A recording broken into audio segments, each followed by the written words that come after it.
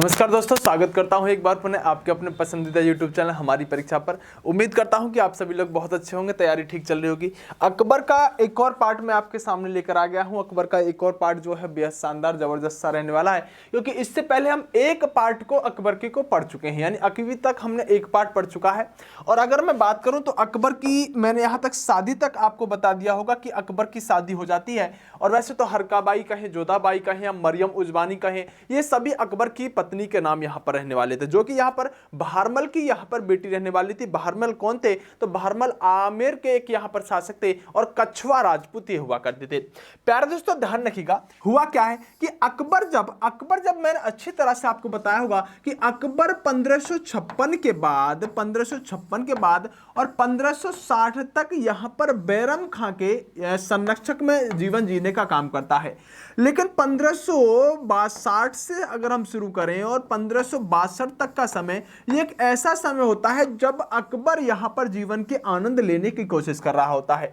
लेकिन जैसे ही अकबर यहां पर 1562 में जब बैरम खां की मृत्यु हो जाती है और अकबर अपने साम्राज्य को विस्तार करने की कोशिश करता है, तो उसी समय हम कह सकते हैं कि 1562 में ही जब अकबर की यहां पर शादी भी हुई है, उसके यानी 1562 में जब अकबर अपने वैवाहिक जीवन में जी रहा होता है, तो उसी समय प्यारे दोस्तों हुआ क्या है कि अकबर कुछ प्रशासनिक कार्य करना शुरू करता है। और जो प्रशासनिक कार्य हैं उन पर अगर आप एक बार नजर दौड़ाएंगे तो वह प्रशासनिक कार्य क्या है वो आपके लिए महत्वपूर्ण रहने वाले हैं। तो प्रशासनिक कार्य में चाहे जो भी इसके काम हो, चाहे जिस डेट को वह काम हो रहे हो, आपको दो बातें याद रखनी होंगी। एक तो कौन सा काम अकबर ने किया है, दूसरा वह कब किया है। अगर इन दोनों बातों पर अपनी पकड़ बनाएंगे तो फिर आपको समस्या होने वाली नहीं है। जैसे देखिए 1563 में अकबर क्या करता है कि 1563 में सती प्रथा पर रोक लगाता है। वैसे तो हम प्यारे दोस्तों बात करें कि 1563 में सती प्रथा पर यह रोक लगाता है, तो 1562 हो, 1563 हो, यानी 1563 में एक और काम करेगा और 1564 में भी एक काम करेगा। लेकिन आप ध्यान रखेंगे 1563 में अकबर ने सती प्रथा को रोकने का काम किया है। यह प्रश्न आपसे पूछा जाता रहा है।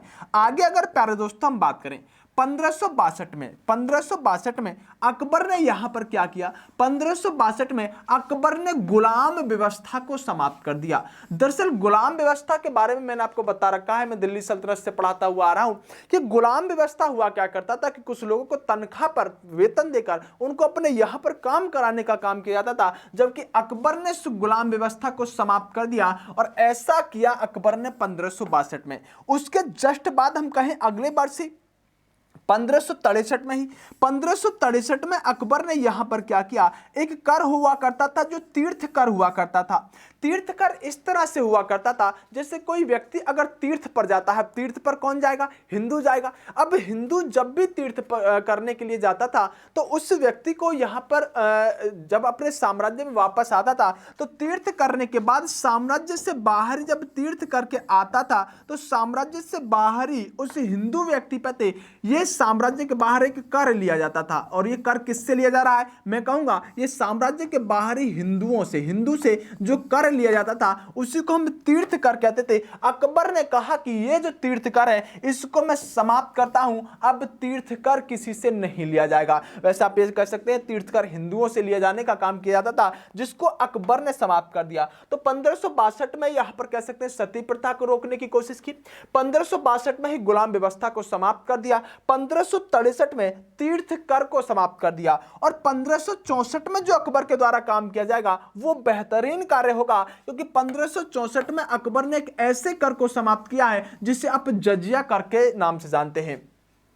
जजिया कर जो लिया जाता है वो ऐसे व्यक्तियों से लिया जाता है जो गैर मुस्लिम व्यक्ति होते हैं। आपसे प्रश्न पूछेगा कि जजिया कर किससे लिया जाता है, और उसके अंदर ऑप्शन जब आपको बहुत सारे मिलाकर दे रहा होगा वह कहेगा मुस्लिमों से लिया जाता था, सभी से लिया जाता था, या हिंदुओं से लिया जाता था। आप देखेंगे कि प्रश्न के अंदर जो जजिया कर लिया जाता था वो गैर मुस्लिमों से लिया जाता था, इसे जजिया कर कहते थे। जैसे कि आप सभी जानते होंगे जजिया कर को अगर हम बात करें ब्राह्मणों से लेना किसने शुरू किया था, तो मैंने आपको अच्छी तरह से इस बात को बता चुका हूं कि फिरोज शाह तुगलक ने जजिया कर को ब्राह्मणों से लेने का काम किया था। लेकिन अगर मैं बात करूं कि जजिया कर को शुरू किसने किया, अगर यह प्रश्न आपसे पूछा जाता है तो आप अच्छी तरह से जानते हैं कि पहला व्यक्ति जो 712 में भारत पर आक्रमण करेगा, जिसको आप यहां पर क्या कहोगे, जिसको आप यहां पर मोहम्मद बिन तुगलक के नाम से जानोगे, सॉरी मोहम्मद बिन कासिम के नाम से जानोगे। यानी जजिया कर को शुरू करने वाला व्यक्ति, अगर आपसे पूछा जाए कि जजिया कर को शुरू किसने किया, तो आप कहेंगे सर 712 में जब यहां पर एक व्यक्ति आक्रमण करता है जिसका नाम होता है मोहम्मद बिन कासिम। मोहम्मद बिन कासिम ने पहली बात जजिया कर की शुरुआत की थी, और इस जजिया कर की शुरुआत करने के बाद मोहम्मद बिन कासिम ने कुछ लोगों को छोड़ा था। जैसे कि मोहम्मद बिन कासिम इस जजिया कर में ब्राह्मणों से जजिया कर नहीं लेता था, ब्राह्मणों से जजिया कर लेने का काम फिरोज शाह तुगलक ने किया था। मोहम्मद बिन कासिम इसमें जो अपाहिज व्यक्ति होते थे उनसे यह यहां पर जजिया कर नहीं वसूलता था। जो विधवा महिला हुआ करती थी यह उनसे यहां पर मोहम्मद बिन कासिम जजिया कर नहीं लेता था। जो अपाहिज व्यक्ति थे उनसे जजिया कर नहीं लेता था। लेकिन मोहम्मद बिन कासिम ने जो जजिया कर शुरू किया था, इसके पीछे के कारण था कि मोहम्मद बिन कासिम का ये कहना यह था कि या तो आप इस्लाम धर्म को स्वीकार कर लीजिए, और अगर आप इस्लाम धर्म को स्वीकार नहीं करेंगे तो आपको फिर जजिया कर देना होगा। और इस जजिया कर को 1564 में आकर समाप्त कौन करेगा, तो आप कहेंगे इसको समाप्त करने का जो काम करेगा वही व्यक्ति होगा हमारे यहां पर आज का जो टॉपिक रह रहा है अकबर। यानी अकबर ने यहां पर जजिया कर को कब समाप्त किया है, जजिया कर को किसने समाप्त किया है, ऐसे बहुत सारे प्रश्न आपके सामने आ रहे होंगे। अकबर जजिया कर को समाप्त करता है। आइएगा आगे बात करते हैं। 1572 में प्यारे दोस्तों, अगर आगरा के समीप आप जाएंगे, आगरा के समीप ही, आगरा से कुछ दूरी पर ही आपको एक शहर मिलेगा जिस शहर को बसाने का काम किया था अकबर ने। इसको आप कह सकते हैं फतेहपुर सीकरी। 1572 में आगरा के समीप फतेहपुर सीकरी शहर की स्थापना करने का काम यहां पर अकबर ने किया, और फतेहपुर सीकरी को बसाने का ही काम नहीं किया था प्यारे दोस्तों। आप ध्यान रखेंगे फतेहपुर सीकरी को अपनी राजधानी भी बनाने का काम करेगा। आपसे प्रश्न पूछा जाएगा जो मैं आगे अभी आपके सामने लेकर आ रहा हूं। 1575 में प्यारे दोस्तों इस व्यक्ति ने इबादत खाने की स्थापना कराई है। एक एक चीज महत्वपूर्ण होगी। और 1578 में धर्म संसद की स्थापना कराई है। प्यारे दोस्तों मैं आपको बताना चाहता हूं कि अकबर जो था एक सहिष्णु शासक था, जो कि हर धर्म को बढ़ावा देने का काम करता था। यह कट्टर टाइप का व्यक्ति नहीं था। हिंदू धर्म को भी उतनी वरीयता देता था जितनी कि मुस्लिम और अन्य धर्मों को देने का काम करता था। इसने इबादत खाने का यहां पर स्थापना कराई है। और मोस्ट इंपोर्टेंट प्रश्न होता है, आपसे कई बार परीक्षा में पूछा गया है, इबादत खाने की स्थापना कराने वाला व्यक्ति कौन था, तो आप कहेंगे कि अकबर के द्वारा इबादत खाना बनवाए जाने का काम किया गया था। धर्म संसद की बात करें तो प्यारे दोस्तों अकबर एक ऐसा शासक था, जब इसको जो मौलवी इसके साम्राज्य में रहने का काम करते थे वो इस अकबर को किसी भी तरह से बहका देते थे, अपने धर्म इस्लाम धर्म को सबसे सर्वश्रेष्ठ बताने का काम करते थे।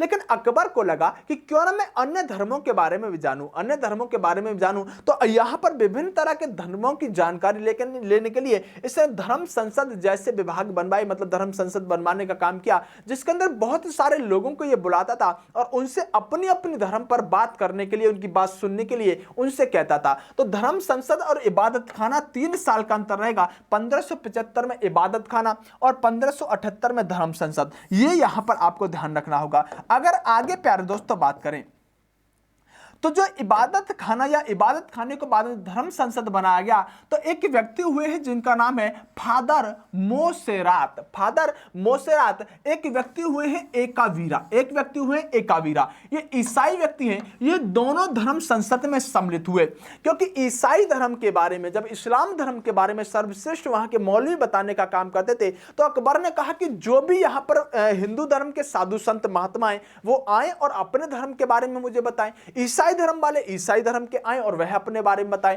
तो ये दो व्यक्ति ऐसे हैं जो अकबर के दरबार में जाने का काम करते हैं। आपसे प्रश्न पूछेगा कि वह कौन से 2 व्यक्ति ईसाई धर्म के थे जो अकबर की धर्म संसद में सम्मिलित हुए। आप कहेंगे कि अकबर की धर्म संसद में सम्मिलित होने वाले 2 ईसाई व्यक्ति यहां पर फादर मोसेरात और एकावीरा थे। इस एकावीरा नाम के व्यक्ति ने इस्लाम धर्म के हर मौलवी का बहस में मुंह को बंद कर दिया था। वह अपने इस्लाम धर्म के बारे में बता देते, ये ईसाई धर्म के बारे में बता देते थे। तो एकावीरा किसके दरबार में, किसके समय में, मुगल काल के समय में अकबर के दरबार में गए। तो अकबर के दरबार में यानी कि धर्म संसद में एकावीरा ईसाई धर्म के अंतर्गत जाने का काम करते हैं।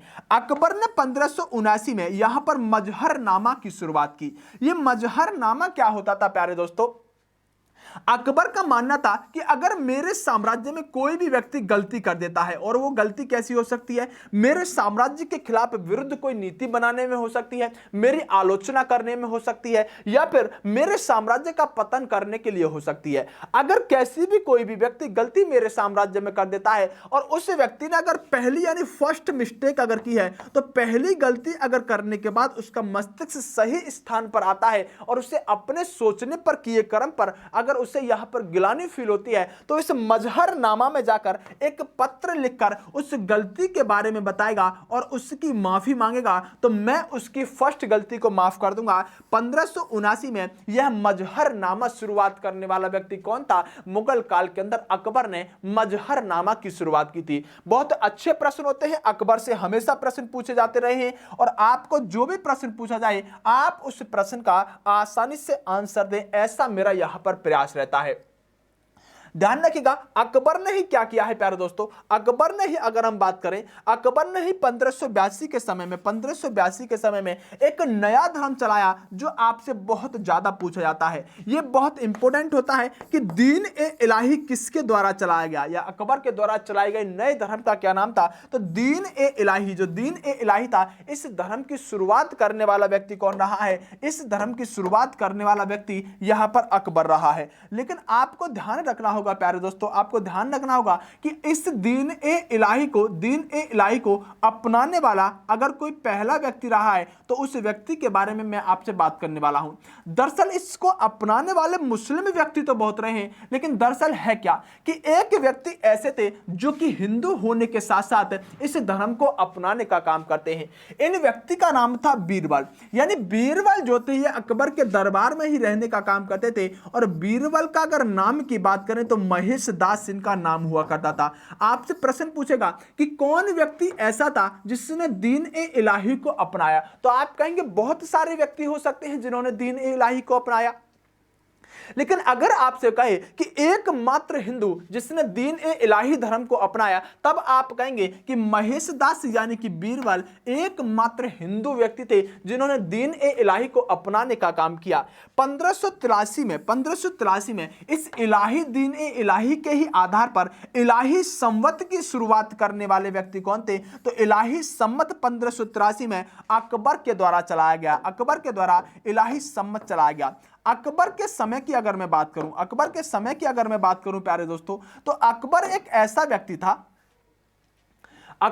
ऐसा व्यक्ति था जिसने अनुवाद विभाग की स्थापना कराई। अनुवाद विभाग की स्थापना कराने का मतलब यह था कि अकबर बहुत सारी किताबों को जो हिंदी में लिखी हुई थी या हिंदू धर्म के ग्रंथ थे, उनको यहां पर अनुवाद ट्रांसलेट कराने का काम करता था। इसलिए उसे आवश्यकता थी अनुवाद विभाग की स्थापना कराने की, और आगरा के अंदर इसे स्थापित कराने के साथ साथ ही इसका एक व्यक्ति को प्रमुख बनाया गया, और वह व्यक्ति कौन था? फैजी। यानी अनुवाद विभाग की स्थापना किसने कराई? अनुवाद विभाग की स्थापना अकबर ने कराई। अनुवाद विभाग की स्थापना अकबर ने कहां कराई? अनुवाद विभाग की स्थापना अकबर ने आगरा में कराई। अनुवाद विभाग की स्थापना अकबर ने कराई। अनुवाद विभाग के प्रमुख अकबर ने किसको रखा? तो फैजी को अनुवाद विभाग का यहां पर प्रमुख बनाकर अकबर ने रखा। अनुवाद विभाग की स्थापना कराने की वजह से अकबर के बारे में ध्यान रखिएगा। पहली बात तो यह है कि अकबर जो था एक अनपढ़ शासक था। कैसा था? एक अनपढ़ शासक था।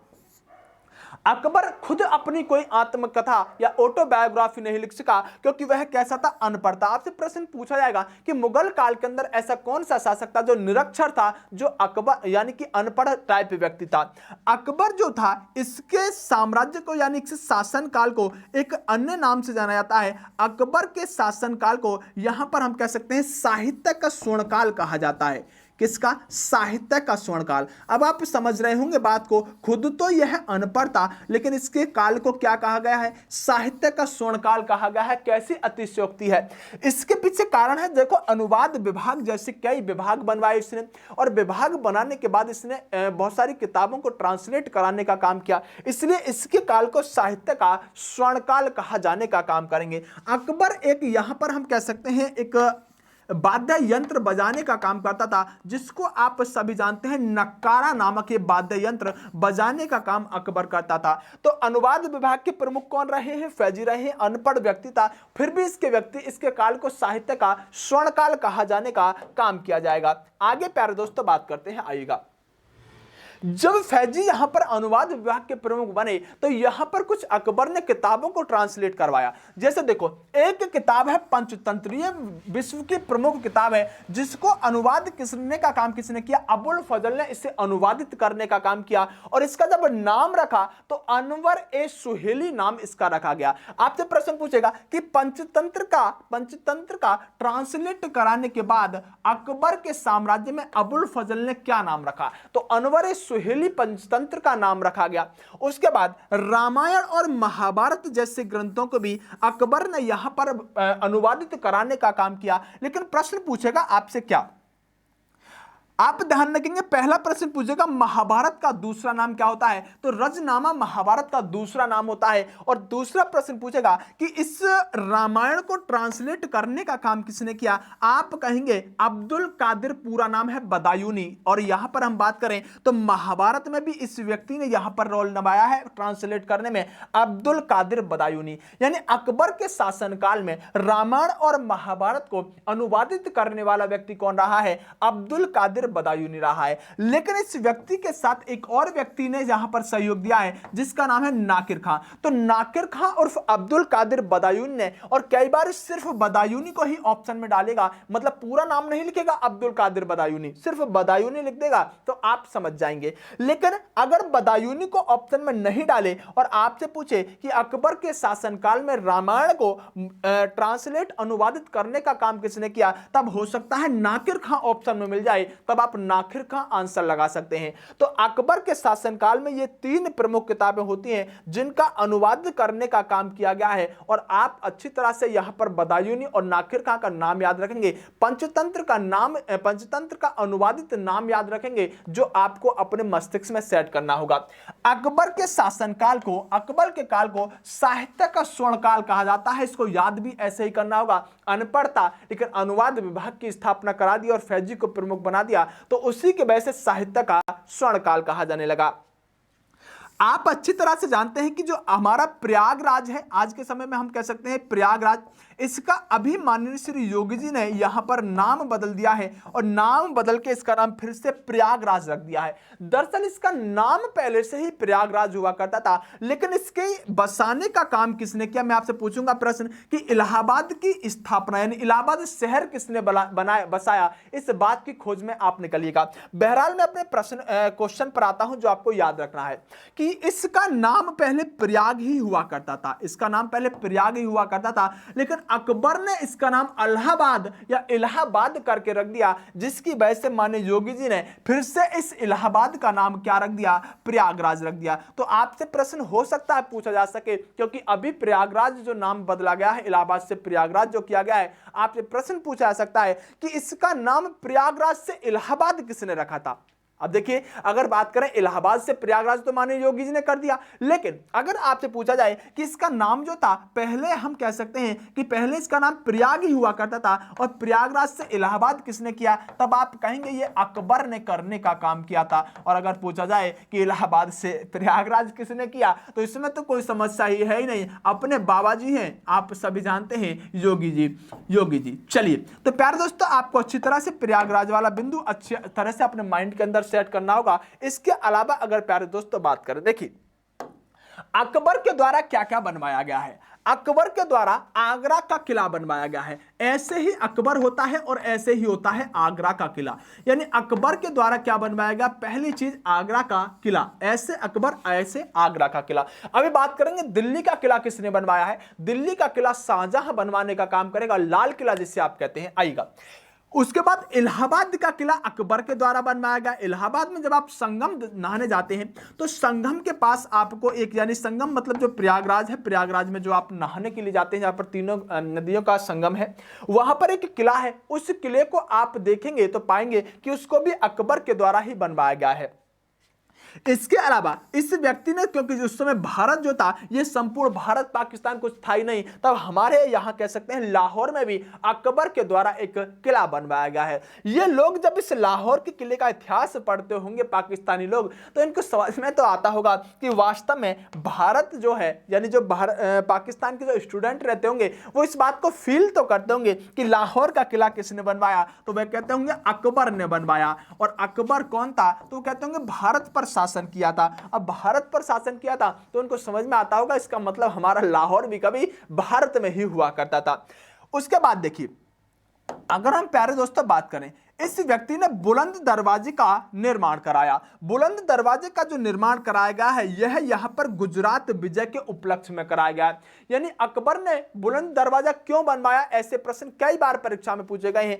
आप कहेंगे अकबर ने जो बुलंद दरवाजा यहां पर बनवाया है गुजरात विजय के उपलक्ष्य में बनवाया है। और इस व्यक्ति ने समुद्र दर्शन जो किए हैं, समुद्र दर्शन भी गुजरात विजय पर ही किए हैं। आपसे प्रश्न पूछेगा कि अकबर ने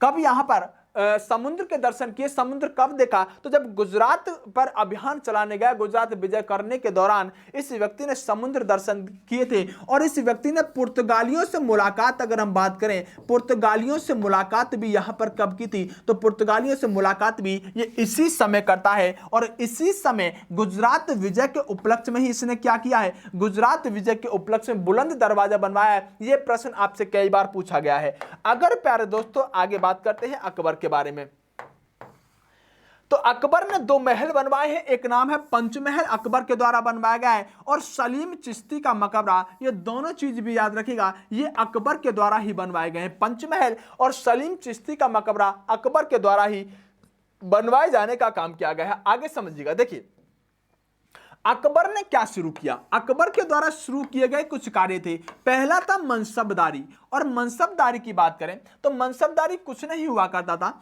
मनसबदारी को अगर हम देखें तो मनसबदारी को शुरू अगर विश्व की बात करें तो एक व्यक्ति हुआ करते थे चंगेज खान। इस चंगेज खान ने मनसबदारी को सबसे पहले शुरू कर दिया था।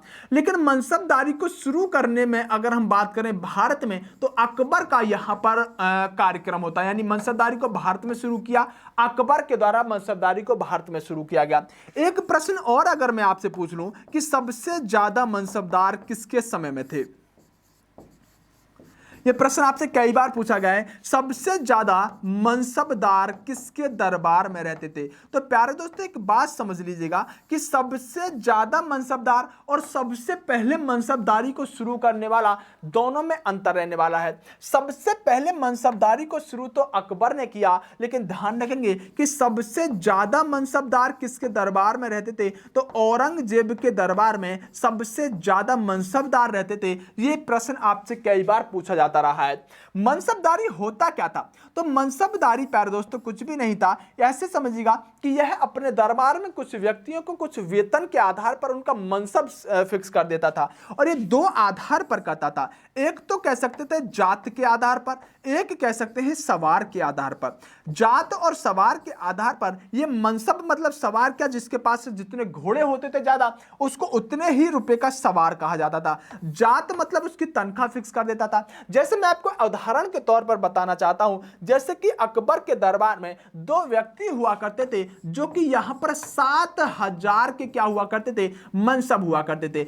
एक व्यक्ति का तो नाम था मानसिंह, क्या नाम था, मानसिंह। ये मानसिंह जो था ये भी 7000 के मनसबों में गिने जाते थे। और एक व्यक्ति का नाम था कोकाजी, क्या नाम था, कोकाजी। ये अकबर के दरबार में सबसे बड़े मनसबदार थे, सबसे ज्यादा, मतलब 7000 के मनसब का मतलब होगा कि इनकी औकात, इनकी वैल्यू दरबार में 7000 के बराबर है। जैसे आपको मैं अपने यहां पर रखूं और या फिर आप कहीं नौकरी करते हैं और आपको 20,000 रुपए मिलते हैं, तो आप कह सकते हैं मैं वहां पर 20,000 का मनसब हूं। उसी तरह से मनसबदारी कुछ नहीं था, एक प्रथा हुआ करती थी जो तनख्वाह के आधार पर लोगों की औकात, हैसियत का अंदाजा लगाया जाता था। और यह जात सवार में बांट दी जाती थी। सवार जिसके पास जितने अधिक घोड़े होते थे उतने का ही वह सवार मनसब कहलाता था। और जात मतलब जितने का अधिक का वह मनसबदार, जितना उसके पैसे मिलते थे उसी का वह जात का यहां पर मनसब हुआ करता था। तो 7000 का मानसिंह और कोकाजी सबसे बड़े मनसबदार अकबर के दरबार में रहा करते थे। और यह मनसबदारी प्रथा चंगेज खान ने सबसे पहले शुरू की थी। अकबर ने इसे मंगोल से लेने का काम किया था। अगर बात करें आईने दहसाला, ये एक कर संबंधी विभाग था। आपसे पूछेगा आईने दहसाला शुरू किसने की, आप कहेंगे आईने दहसाला को अकबर के द्वारा शुरू किया गया। इसको दूसरा टोडरमल प्रणाली भी कहते हैं। क्या कहते हैं? इसको टोडरमल प्रणाली भी कहते हैं। और आपसे पूछेगा टोडरमल प्रणाली किससे संबंधित थी, तो आप कहेंगे टोडरमल प्रणाली कर से संबंधित थी। यह प्रश्न कई बार आपसे पूछा जाता रहा है और उम्मीद करता हूं कि आगे भी पूछा जाएगा, तो आप इसे बहुत अच्छी तरह से अटेम्प्ट कर पाएंगे।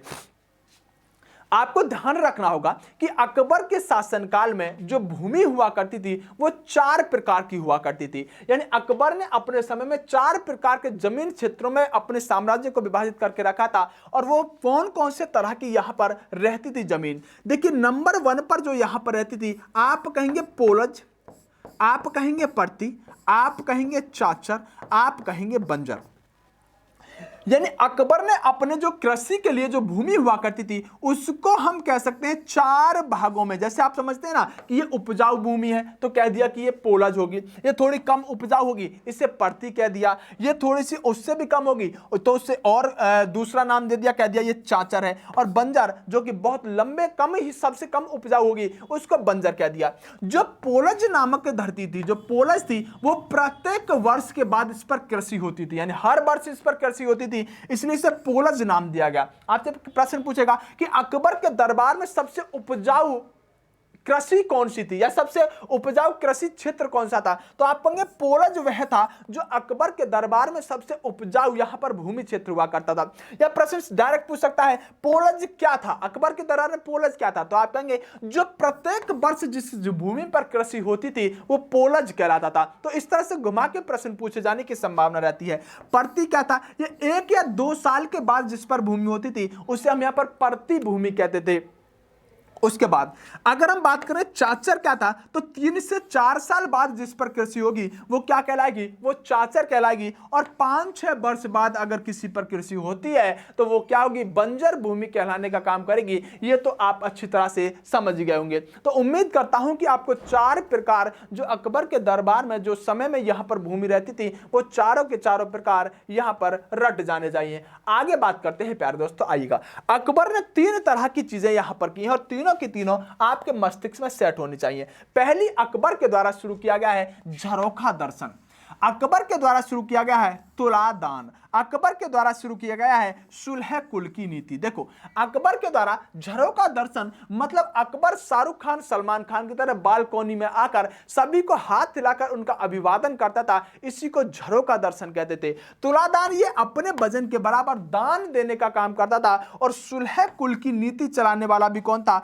अकबर था। तो तीनों चीजों को हम एक साथ याद रखने की कोशिश करेंगे, झरोखा दर्शन, तुलादान और सुलह कुल की नीति शुरू करने वाला यहां पर अकबर रहा है। जो मुगल काल के अंदर अकबर की नीतियों से प्रश्न पूछा जाता है तो यहां से सबसे महत्वपूर्ण प्रश्न बनने की संभावना रहती है। आइएगा, अकबर ने देखिए 1561 में आक्रमण किए और 1561 में आक्रमण किया मालवा पर, आमेर पर और चित्तौड़ पर। तो अकबर के द्वारा जो आक्रमण किए गए हैं अगर हम उनकी बात करें तो अकबर के द्वारा 1561 में मालवा, आमेर और चित्तौड़ पर आक्रमण किया गया है।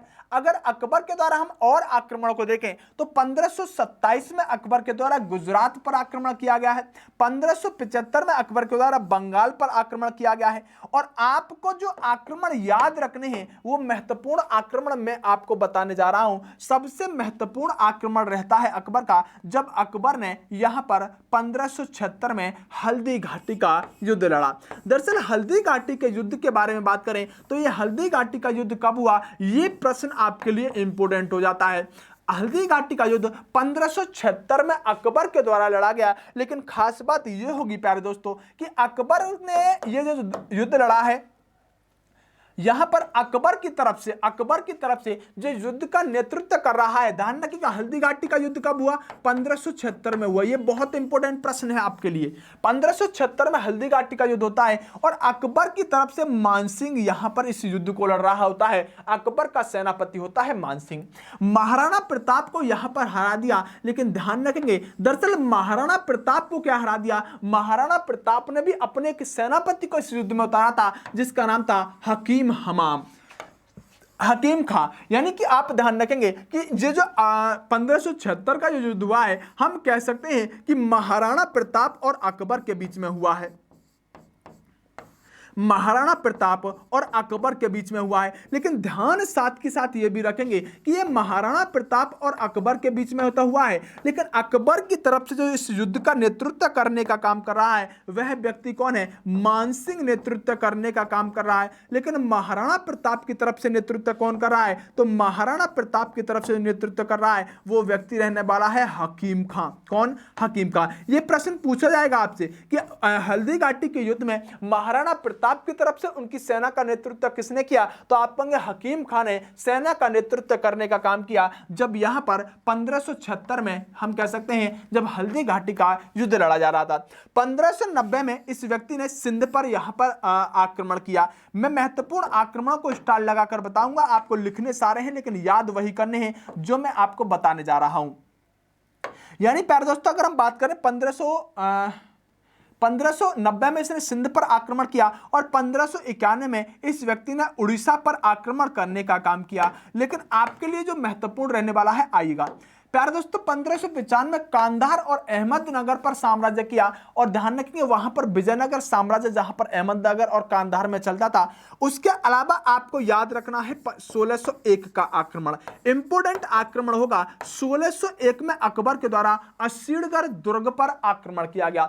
आखिरकार यह प्रश्न किस तरह से बनेगा, जो असीरगढ़ दुर्ग का आक्रमण होगा यह अकबर का अंतिम आक्रमण होगा और आपसे प्रश्न पूछा जाएगा अकबर ने अपना अंतिम आक्रमण किसके खिलाफ किया और कहां पर किया। तो 1601 में अकबर ने अपना अंतिम आक्रमण किया और यहां पर असीरगढ़ दुर्ग पर किया जाने वाला वह आक्रमण था। तो अकबर का अंतिम आक्रमण कहां हुआ है, असीरगढ़ दुर्ग पर हुआ है जो 1601 में हुआ है। क्योंकि आप अच्छी तरह से जानते होंगे कि 1605 में अकबर की मृत्यु हो जाएगी, 1605 में अकबर की मृत्यु हो जाएगी और 1556 से लेकर हम क्या पढ़ते हैं, 1556 से लेकर 1605 तक अकबर के साम्राज्य को पढ़ने का काम करते हैं।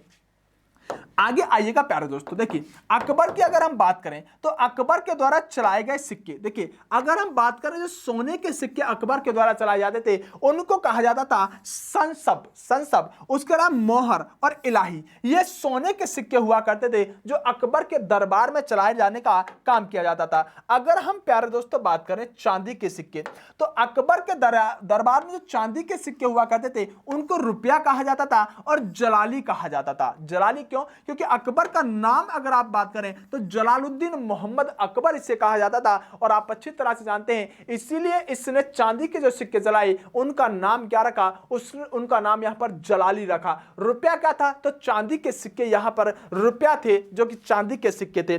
लेकिन अगर अकबर के दरबार में हम देखें तो जो तांबे के सिक्के थे, तांबे के सिक्के जैसे कि मैंने कहा कि दाम और जीतल जो सिक्के थे वो तांबे के थे, वो भी यहां पर अकबर के दरबार में कंटिन्यू थे, अकबर के दरबार में चलाए जाने का काम किए जा रहे थे। देखिए अकबर के दरबार में नवरत्न रहते थे।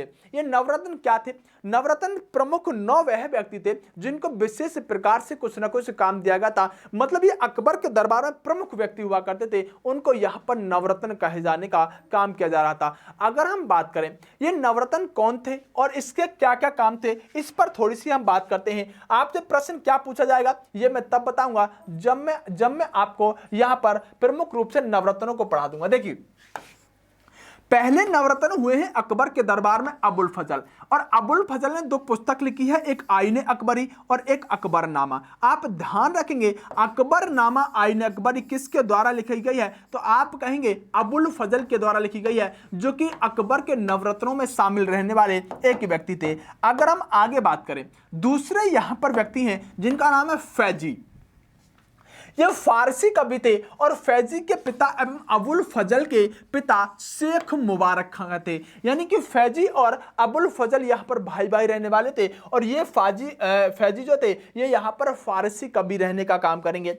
रहीम के बारे में मैं अभी आपको इससे पहले ही वीडियो में बता चुका हूं, हिंदी के कवि थे और ये बैरम खां के बेटे थे और सलीमा बेगम जो थी उनसे शादी अकबर ने बाद में कर ली थी। और यहां पर रहीम खान जो है इनको क्या कर दिया गया है, अपने नवरत्नों में अकबर ने शामिल कर लेने का काम किया है। तो आपसे प्रश्न पूछेगा कि अकबर के दरबार में रहीम का क्या काम था, तो आप कहेंगे रहीम एक हिंदी कवि थे। रहीम कौन थे, तो बैरम खां के बेटे थे। बैरम खां की मौत यहां पर किसने की है, मुबारक शाह नाम के व्यक्ति ने की है, जब ये यहां पर मक्का मदीना हज की यात्रा के लिए जा रहे थे। आएगा, आप ध्यान रखेंगे तुलसीदास किसके समकालीन थे, यह प्रश्न पूछा जाता है, इंपोर्टेंट होगा। तो ध्यान रखेंगे तुलसीदास ने रामचरितमानस जैसा कि लिखा है और तुलसीदास अकबर के दरबार के समय में ही जब अकबर शासन करता था उसी समय तुलसीदास का जीवन यापन भी चला था। तो किसके समकालीन है तुलसीदास, ऐसे प्रश्न पूछेगा, अकबर के समकालीन है तुलसीदास। आएगा,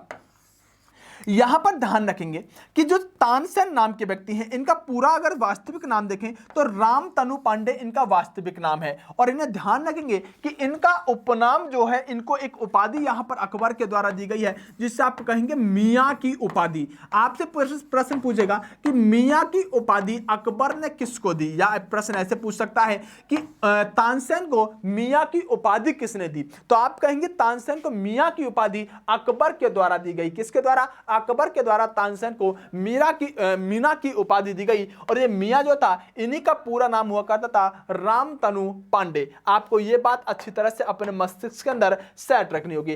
पांचवें नवरत्न की तरफ बढ़ते हैं। प्रश्न पूछा जाएगा कि अकबर के दरबार में टोडरमल का क्या काम था, तो आप कहेंगे कि ये टोडरमल थे, ये वित्त मंत्री हुआ करते थे। क्या हुआ करते थे, वित्त मंत्री हुआ करते थे। और ये आपसे ऐसे ही प्रश्न पूछा जाता है कई बार कि अकबर के दरबार में वित्त मंत्री कौन थे, जब आप कहेंगे टोडरमल अकबर के दरबार में यहां पर वित्त मंत्री हुआ करते थे। लेकिन ध्यान रखें मानसिंह जो थे या इन्हें आप कहें मीर बख्शी, ये एक सेनापति हुआ करते थे अकबर के दरबार में। लेकिन ध्यान रखेंगे अगर हम बात करें बीरबल, जिनका वास्तविक नाम क्या था, अगर हम छठे नवरत्न की बात करें तो बीरबल जिनका वास्तविक नाम महेश दास था और यह भी यहां पर नवरत्नों के अंदर शामिल रहने का काम करते हैं। अगर हम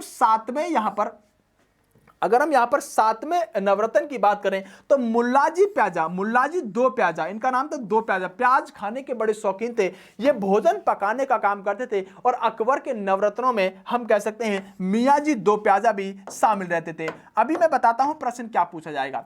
आठवें यहां पर नवरत्न जो रहे वह रहे हकीम हमाम, यानी आठवें जो नवरत्न रहे वो हकीम हमाम रहे। जबकि नौवें नवरत्न की बात करें तो नौवें नवरत्न जो यहां पर हमने लिखा है ये नंबर गलत पड़ गया है, आप नौवें नवरत्न के रूप में मानसिंह को लिखने का काम करेंगे। तो नौ नवरत्न यानी कि अकबर के दरबार में रहे। और अब प्रश्न क्या पूछा जाएगा, प्रश्न डायरेक्ट बनेगा, निम्नलिखित में से कौन अकबर के दरबार में नवरत्नों में शामिल नहीं था। उसमें 3 ऑप्शन नवरत्नों से डालेगा और एक ऑप्शन किसी और से डाल देगा और आप उसमें सही चुनने का काम करेंगे। या किस नवरत्न का क्या काम था, ऐसे प्रश्न आपको अकबर के यानी कि हम यहां पर अकबर के पोर्शन से देखने के लिए मिल सकते हैं। देखिए अकबर के दरबार में कुछ चित्रकार होंगे और वह तो जहांगीर के दरबार के चित्रकार यहां पर प्रमुख होते हैं, लेकिन मैं हर किसी मुगल काल के वंश के चित्रकारों को बता रहा हूं कौन से समय में कौन किसके समय का चित्रकार रहा है।